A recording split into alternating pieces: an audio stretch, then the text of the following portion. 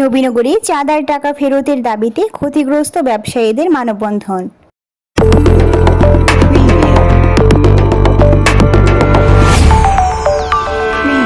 Nurnagar news, সময়ের সাথে সত্যের পথে।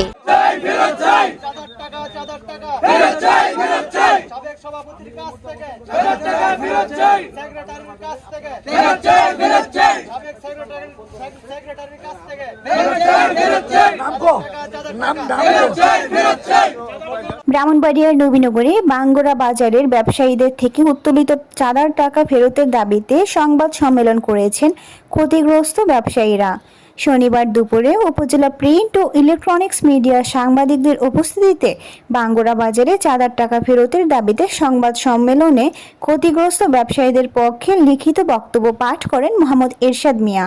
তিনি বলেন, বিগত আওয়ামী লীগ সরকারের আমলে বাঙ্গরা বাজারের তৎকালীন কমিটি সভাপতি রবিউল আওয়াল রবি ও সাধারণ সম্পাদক আব্দুল কুদ্দুসের নেতৃত্বে বাঙ্গরা বাজারে নতুন করে দোকান তোলা বাবদ 149 জন ব্যবসায়ীদের কাছ থেকে চাঁদা বাবদ 93,93,600 টাকা উত্তোলন করলেও ওই টাকা ব্যবসায়ীদের কাছে এখনও ফেরত দেননি তৎকালীন কমিটি।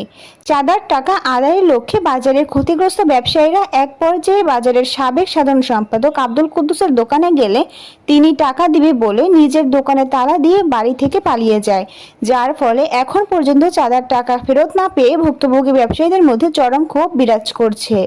এমন অবস্থায় ব্যবসায়ীদের টাকা যদি দ্রুত ফেরত দেওয়া না হয় তাহলে বাজারের ব্যবসায়ী কর্তৃক আইনশৃঙ্খলা অবনতি হওয়ার শঙ্কা রয়েছে বলে তিনি জানান। এ সময় বেশ কয়েকজন ব্যবসায়ী তাদের টাকা ফেরতের দাবি জানান।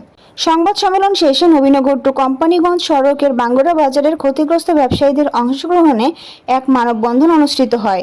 মানববন্ধনে উপস্থিত ছিলেন বিশিষ্ট ব্যবসায়ী আবুল কাশেম, মহিউদ্দিন মোল্লা, মোহাম্মদ শিরু মিয়া, হাশেম মিয়া, বিকাশ চন্দ্র ভৌমিক, বোরহান উদ্দিন, ইয়ার হোসেন, এরশাদ মিয়া, হেলাল মিয়া, বিল্লাল মিয়া, হেলাল উদ্দিন, অপু মিয়া প্রমুখ। এ সময় মানববন্ধনে অংশ নেওয়া কয়েকজন ব্যবসায়ী ও দোকান মালিকরা তাদের বক্তব্যে ক্ষোভ প্রকাশ করে বলেন, সরকার পতনের আগে বাঙ্গরা বাজার পরিচালনা কমিটির বিরুদ্ধে কেউ কথা বলতে সাহস পেত না। তারা বাজারের বেশ কয়েকটি দোকান অবৈধভাবে দখল করেছিল এবং প্রায় 2 শতাধিক ব্যবসায়ীদের থেকে গত কয়েক বছরে বিভিন্ন অজুহাতে চাঁদা বাবদ লাখ লাখ টাকা হাতিয়ে নিয়েছে।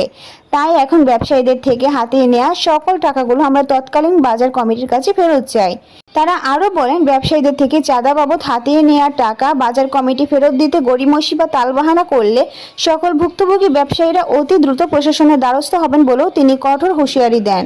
এই ব্যাপারে বাজার কমিটির সাবেক সভাপতি ও ইউপি চেয়ারম্যান রবিউল আওয়াল রবি বলেন, আমার বিরুদ্ধে আনীত সকল অভিযোগ মিথ্যা। কিছু ব্যবসায়ী পরিকল্পিতভাবে ষড়যন্ত্র করছে।